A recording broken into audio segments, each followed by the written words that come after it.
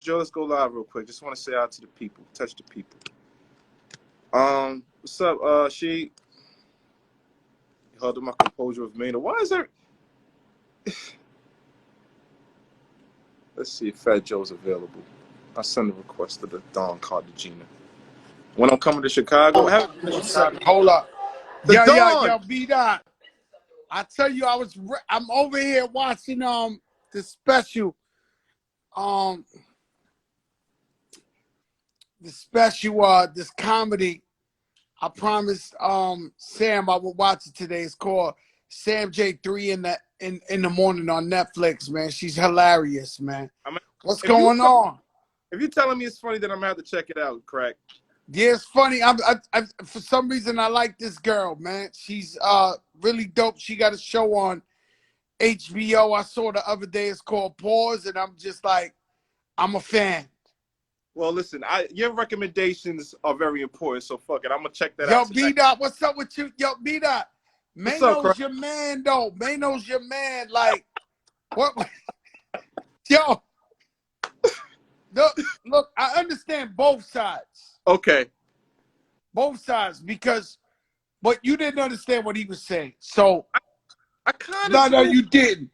Because Mano's a real street guy. Yes. And I understand street terminology, street talk. Like, you know, I got that to a science. Yeah. And so he's trying to say, yo, if you my brother 24 hours a day, 365 on holidays.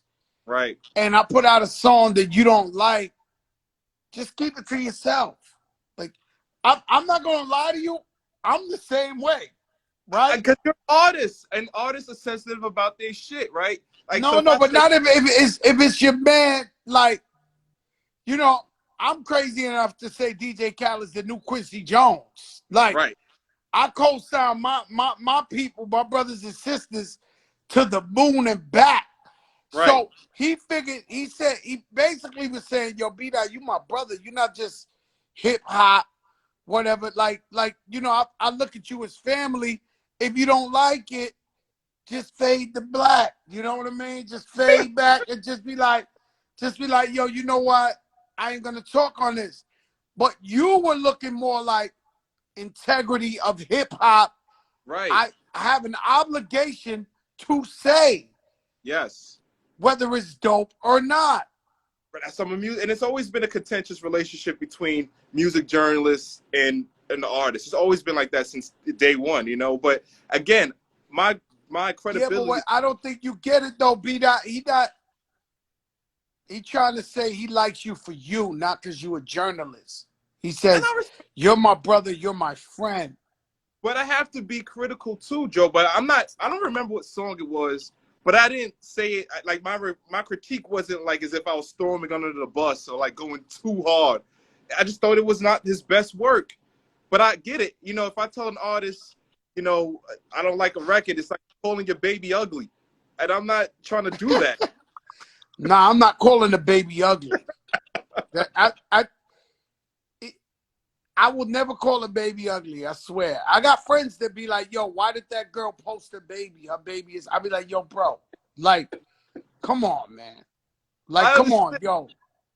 But at the same time, crack, I'm just doing my job. Every artist. Yeah, but he didn't mean it like the job. I understand. Anybody else that you ain't got a relationship like that, we would understand you doing your job.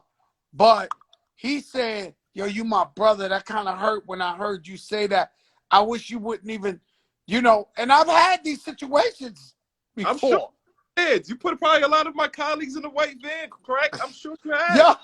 Yo, nah, because I had a friend who I specifically told him, he was the first person I sent this record to. I thought it was a hit. It turned out to be a hit. Smash hit. And he said, yo, Joe, I'm not really feeling this one like that. I said, well, do me a favor, because you're very powerful. Try not to say that to nobody who follows you, because you might be the deciding point.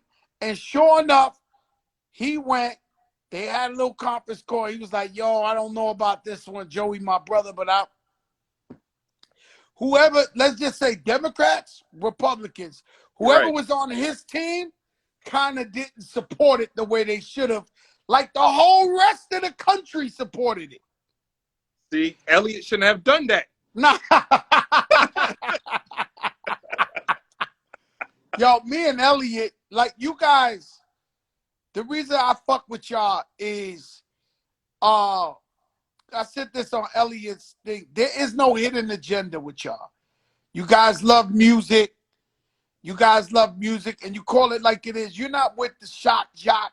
You're not with the, you know, and I respect, that's what a true journalist is.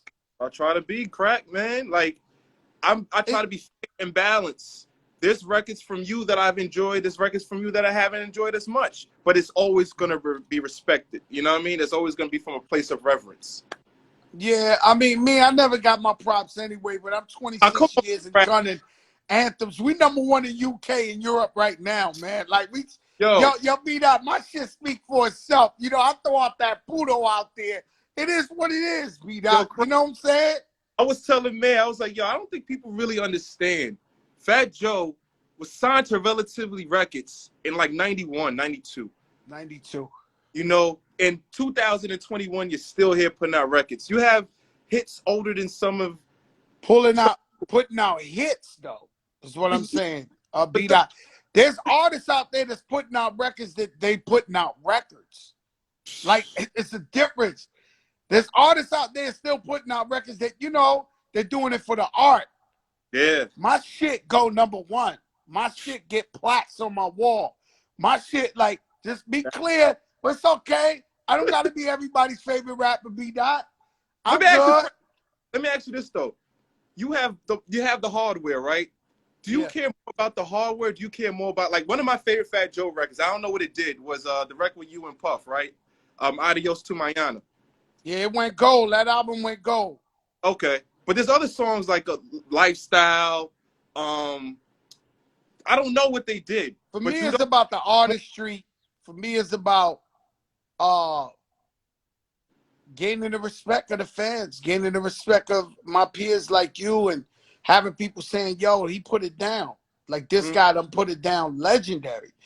And so it's both. There's records we put out this straight for the streets that we ain't trying to make $1 off of. And there's records that we put out that we going for a home run. Like me, I always say, in my heart, Take a Look at Life is diamond. You know what I'm saying? Like, I listen to that record and run it back. Take a look at my life and you can see that. I'm from the Bronx where no niggas know they hit a heat clap. Yo, put your fingers hi, neighbor. But my thing is, yeah, it's different things, man. It make different people happy. You know what I'm saying? For me, it's always been a marathon. It's always been, you know, I'm gonna get better as I go along, and then try to get to where I'm at now. But it's always been getting the respect of the people, the guys in the stoop. I'm for the one guy that's the Fat Joe fan that's sitting in front of the projects arguing with 10 guys talking about, yo, he been rocking 20-some years. He still got #1s right now. That boy Joe got. Yo, beat out. You that guy. I'm for you. So every time I put one out the park, I give you the more credibility. You get another blue check. And so while you arguing with these guys, it should have gotten to a point now where they say, nah. At one time you were swinging for the moon by yourself, or you were like, you know how the dog be chasing his own tail? And then they like, yo, man, get the fuck out of here, B-Dot. But now it's like, yo, bro, like this is a more than obvious thing going on right here. Like, y'all gotta give it up. Hip hop is always, for me, you know, walking the White Castles on Webster, arguing who's better, Slick Rick or Dana Dane, or, you know, LL or Kumo D, or, you know what I'm saying? It's always, you know, hip hop has always been, believe it or not, people don't know, it's political. Because we always been political. Like, that's politics. Of course. Let me ask you this. Like, as a successful artist, entrepreneur, and stuff like that, right? A guy that's been in this thing for 30 years. Is there any greater feeling than, like, when you have a banger and you're outside and you hear that banger in like the club, the supermarket, in the car. I'm gonna give you a worst case scenario. I don't use drugs, B-Dot. So the only way I get high and hit these endorphins is by putting out hit records, anthems, bangers. So with me, it hits even worse because most guys got hits and bangers. They high. Me, I'm sober listening to every call like, oh my God. When we did Summer Jam and 72,000 people went with the lean back in 1 week and was going like this, and I turned around and Kanye West was peeking out the back. That's drugs to me. That's shooting heroin at the. That's fentanyl. That's that's an OD of fentanyl to me. Yeah. That's like, oh my God, is this really happening? Nori told me one time, he was like, when we did an interview with him, he was like, if an artist doesn't have a hit record, they're going through it. And he says it's hard for them to be the man on Monday and not be the man on Thursday. And I was like, wow. What do you mean by that? Nori always say some shit that means something though. But yeah, what do you think he meant by that? I think he says like for certain artists who have seen the mountaintop, that have had not a lean back, but had a lean back-ish kind of response, and then you keep putting out these duds, or you're just not getting the same response anymore. It's hard to be the guy on Monday and not be the guy on Thursday. Well, you know what happens is a lot of divorce. A lot of divorce comes from athletes that at one time were the biggest guys in the world, and then they got to retire. There's no more 40,000 people screaming, so now they got to adjust to regular life. And so their wives probably loved the moment that they was in there shining and all that, but now she's stuck with this guy at home. He done fucked a million chicks. Now it's the time to back out and get half of that dough he still got left. So they got like a 90% divorce rate because it's like, I don't know if the number's 90, it's high. It has to be. And it's the same thing with rappers. When you reach a certain level, of success, and then nobody's gonna be hot forever. So you reach a certain level of success, then you gotta adjust to the new. It's some bugged out shit. It's some bugged out shit. But like me, I'll tell you, for instance, I had a personal situation. Okay. I got caught up for taxes. They took all my money. I made no excuses. I went on tour. There wasn't a town in Europe or Asia I didn't go to. So I'm performing in every town. Good money. But I'm used to a lot of money, B-Dot. So I'm trying to run it up Monday, Tuesday, Wednesday, Thursday, Friday, Saturday, Sunday. Like I'm trying to run this shit up in a van, right?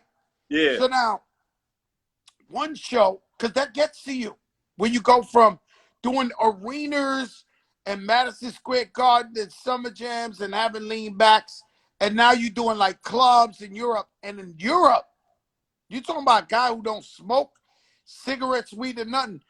They give you a pack of cigarettes with paying for the entry. So like when you like to get in the club, they give you a free pack of cigarettes. So the whole club is like a smoke shit. Right? Yeah. So I remember one night I performed, I came out, every night was like this. I don't care how fly I dress, I smelled like a giant fucking cigarette. Right? A big ass horse. A giant cigarette. And I remember I sat in the passenger side, and the guy driving the van, he was a German dude. And I was like, yo, man, I'm tired of this shit. I'm gonna tell you a true story, B-Dot. Yeah. People don't know. Yeah, but this is a real true story, right? It's a joker moment. The guy turns around there and says, he looked at me in my face. I don't know if he was German. He didn't feel threatened or nothing. He said, yo,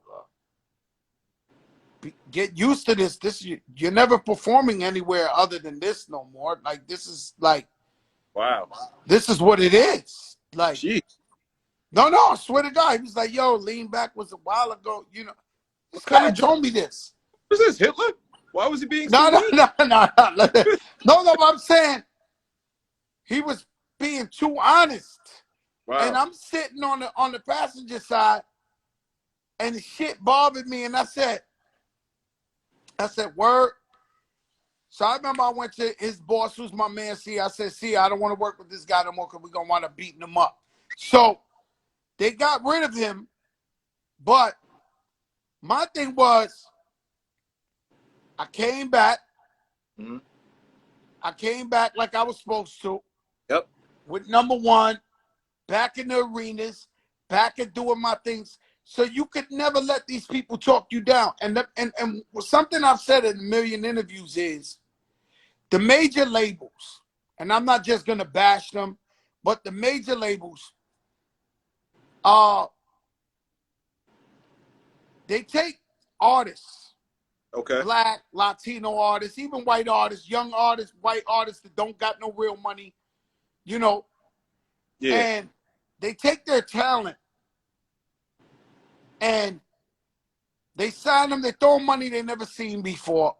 Right. But they take their talent, they own all their shit, they give them funny math deals, right? They take credit for it, because I never understood the dude standing right next to you acting like they made the hit record. You know, like Little Nas X went 10 platinum.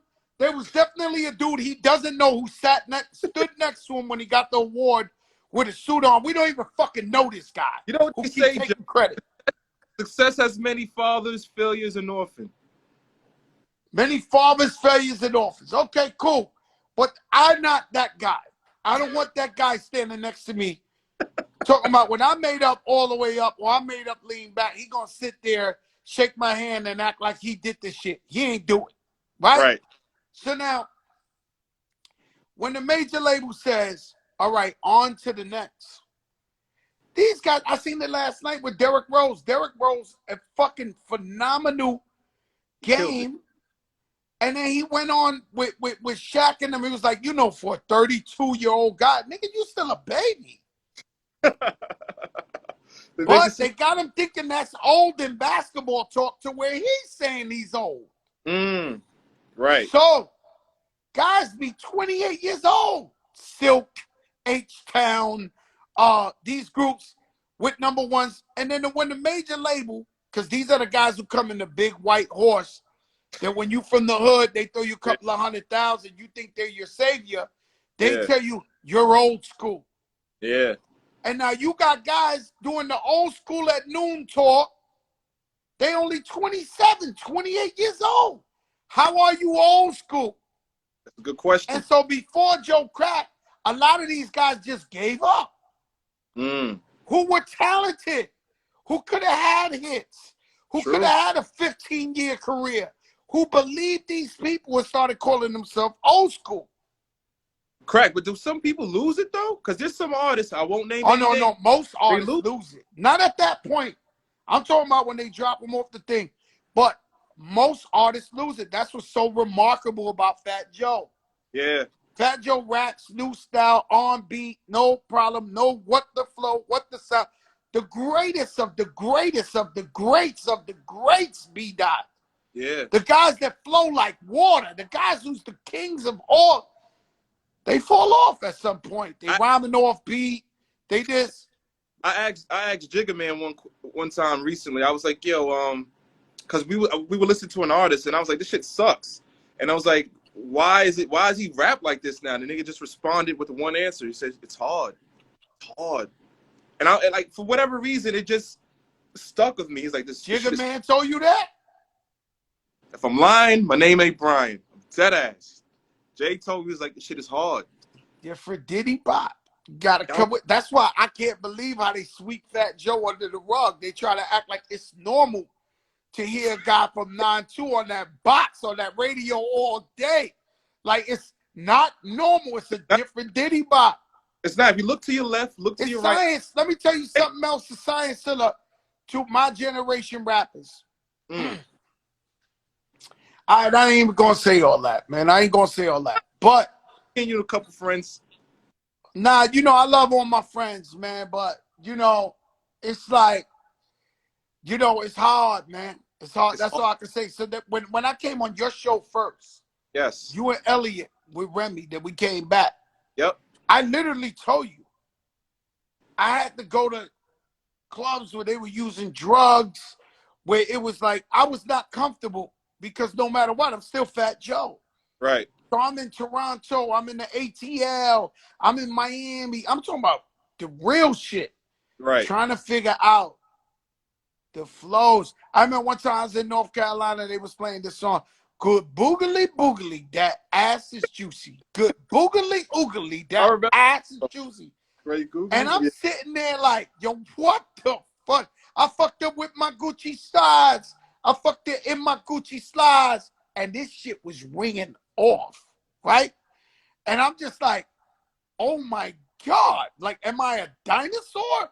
Yeah. Or because I just can't get what's going. I don't figure it out.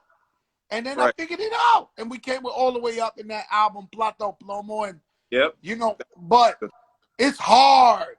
Hard. I don't know why it just resonated with me when he says hard. I was like, fuck. And I think about because you never heard Jigga say anything's hard.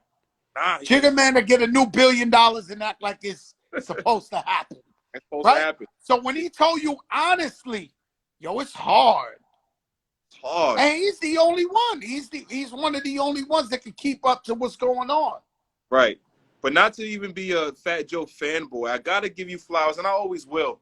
But I think about it, if you look to your left and you look to your right, I couldn't name 5 artists from 91, 92 that have musical relevancy today. And for you to still put out a record, and not only put out a record, incorporate it with this new kid and like give him a shot, I gotta give you props for that, Joe. So salute.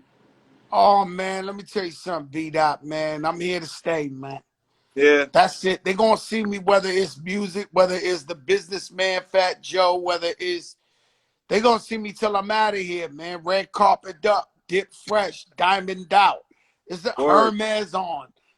Listen, y'all beat up.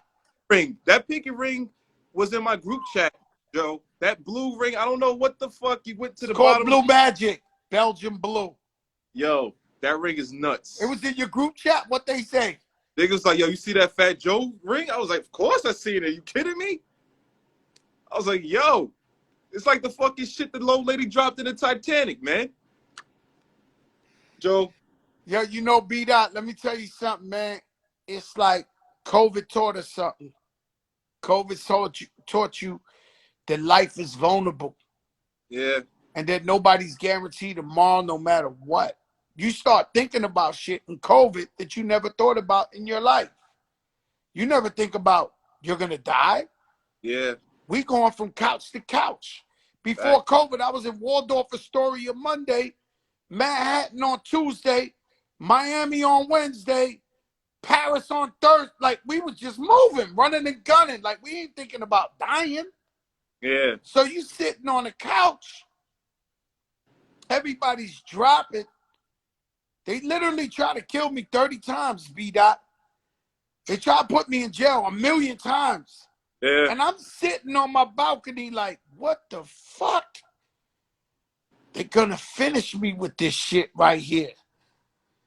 And so when you get out the COVID, you learn to appreciate the air. Yeah. The sight, the mute, everything. The other day I was in New York. I drove around for 4 hours, which is, if you want to know, if you want a joke for a moment,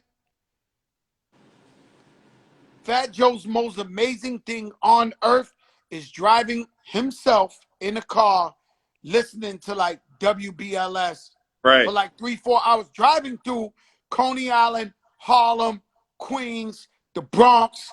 I love it. I do it by myself too. Wow.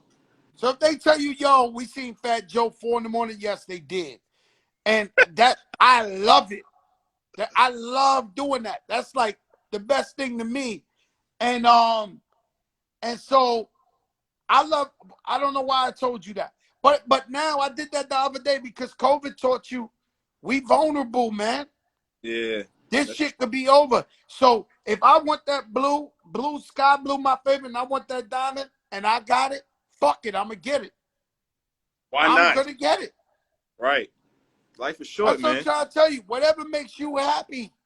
Whatever makes you happy. Shout out to Swiss DMX album on Friday. Well, Thursday night.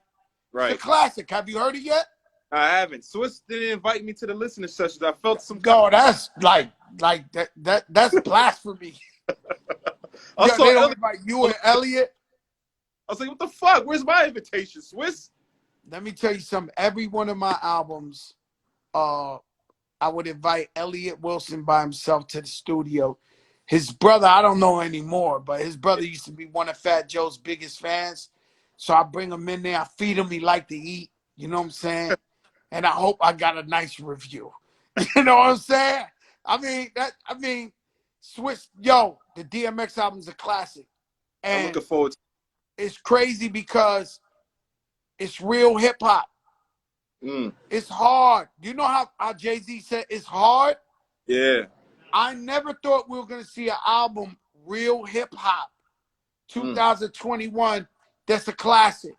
Because me, I'll give him that Luther thing on that sunshine, boy. I cheat a little to go towards the charts. Yeah. But Swiss and them, they kept that shit.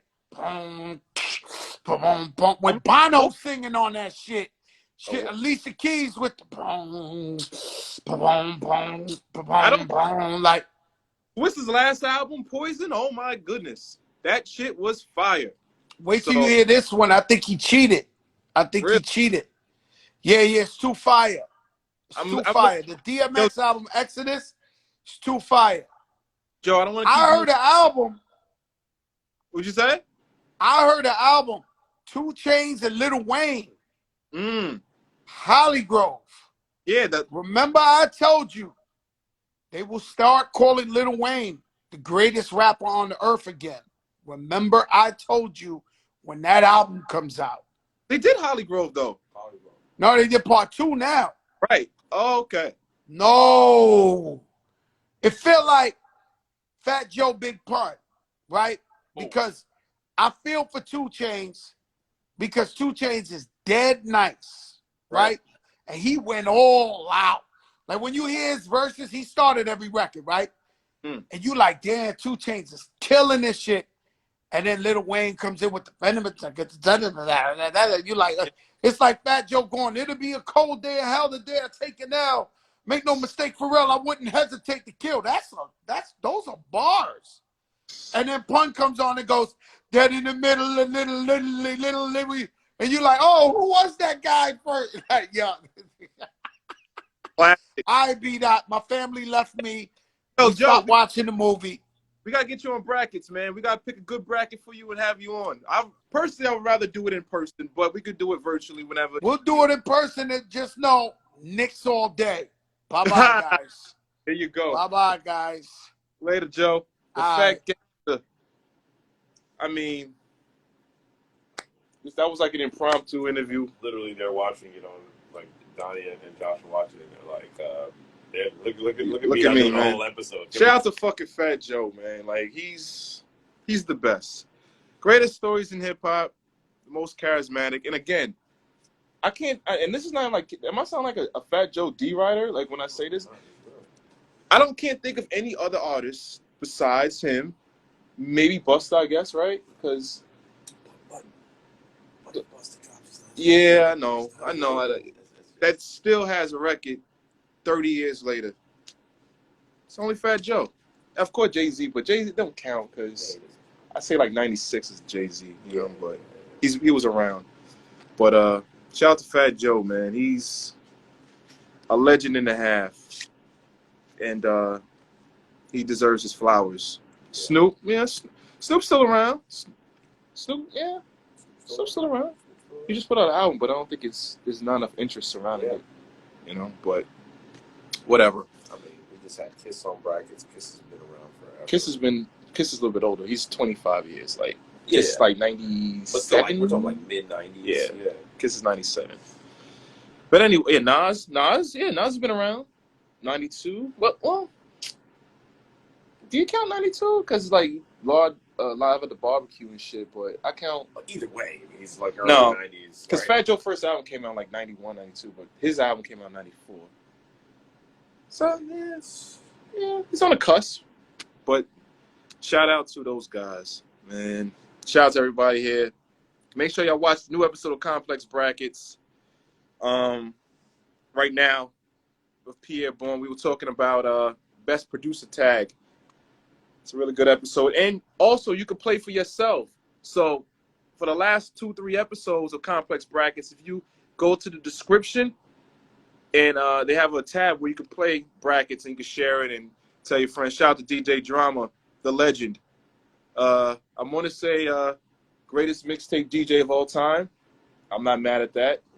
You know, I mean, the Mount Rushmore is only 4 people, so I say Kid Capri, DJ Clue, DJ Drama, and I say Khaled is on there because he took it elsewhere, he took it further, but, you know, fuck it.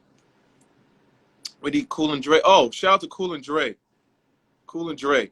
I mean, what can I say? What can I not say? I mean, legends. You know? You say Flex. You Flex put out yeah, Flex.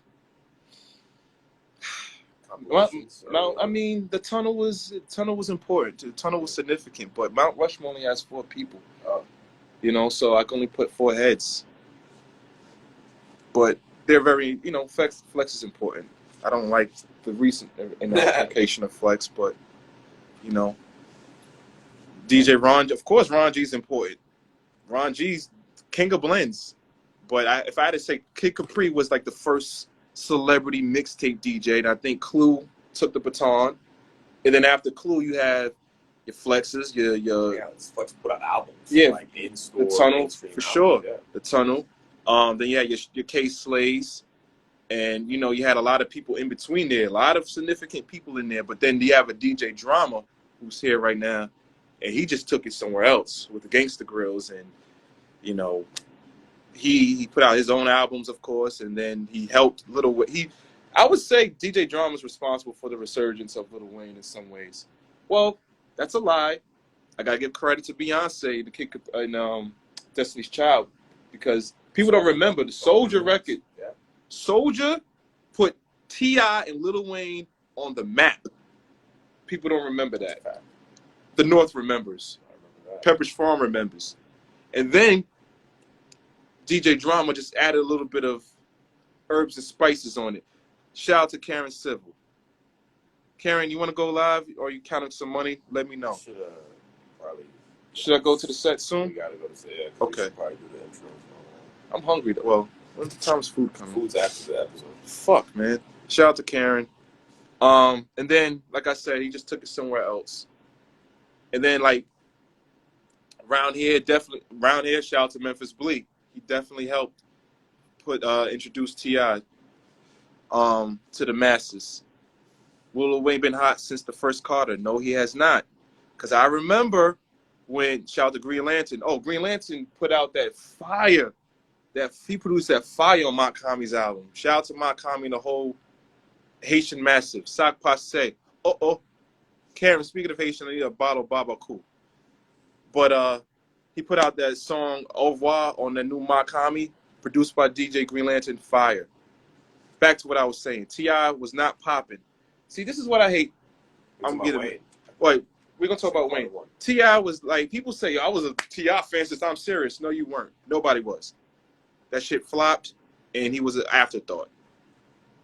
Lil Wayne, when he first said the best rapper alive since best rapper retired, that was like 2003 because Jay retired. And I remember niggas was like, yo, what are you talking about? Best rapper alive?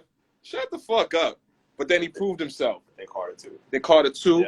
And then Dedication, and then people, and then he also was on Soldier. That boosted his credibility because people was like, yo, this guy ripped it. Like, who's this? I remember people saying, who's Lil Wayne? And then Hope co-signed him on what is it, Carter 3?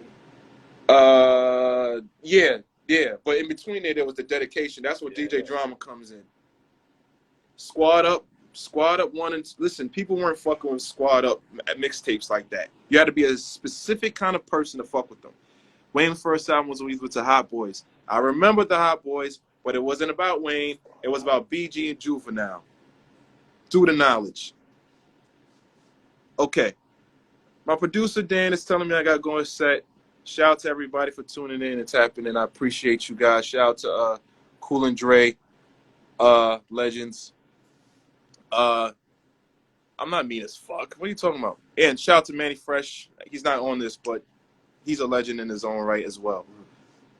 Like, are you kidding me? Manny Fresh needs a fucking statue in New Orleans. What bracket did we have Manny Fresh on? We had him on Best Producer. Did we? Producer rapper, right? I don't think. But either way, Manny Fresh is a living legend and should be revered as such. What else? Shout out to Fat Joe, of course. Squad Up was fire. Yeah. And yeah, shout out to everyone tuning in. Appreciate you guys. Remember, complex brackets. Shout out to Mano for no reason. Because. Just because. But no, it's so I understand. Artists are always in a contentious relationship. When he said, "You're my friend 365 days a year on holidays too." Again, artists are sensitive about their shit, so I totally get it, and I understand.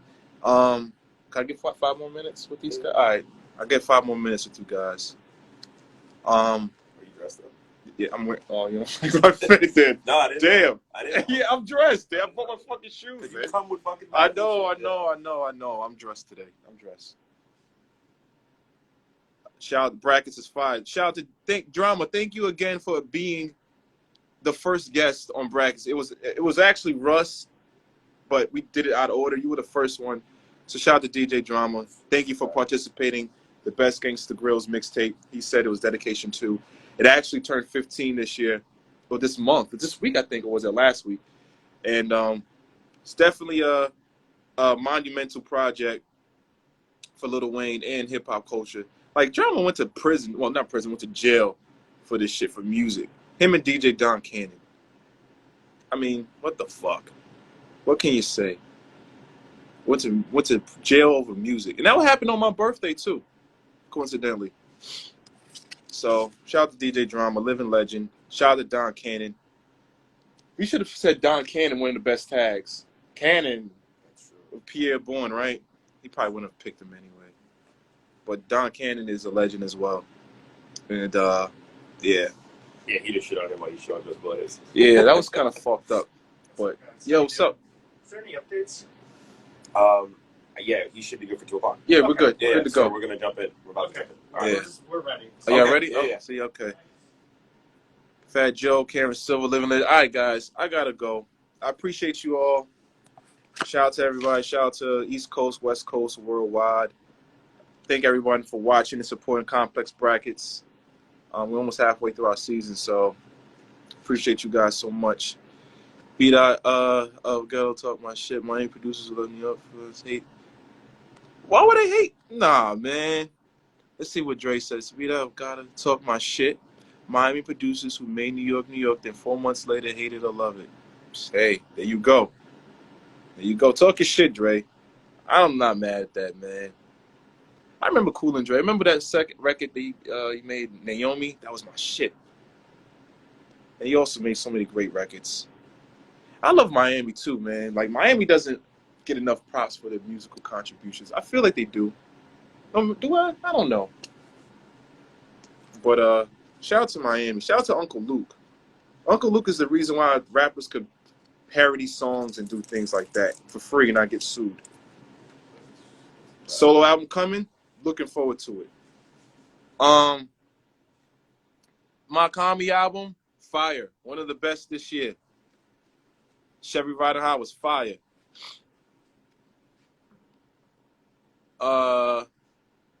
Yeah, one of those was still really on. Yup. The Makami album's project is fire. I enjoyed it a lot. I think that's a great. I know that Makami has a lot of projects, but I feel like this is the one. If you're not familiar with them, this is a great introduction album, and it's definitely one of the best. Best album this year, though. I think everyone knows it. So far, J. Cole. J. Cole has the best album this year so far. It was Jim Jones until J. Cole dropped. That's just my thoughts. But anyway, I gotta go make a living. Appreciate y'all all. Love y'all. I cook food. Maybe when I'm done, I'll come back on and we'll get it popping.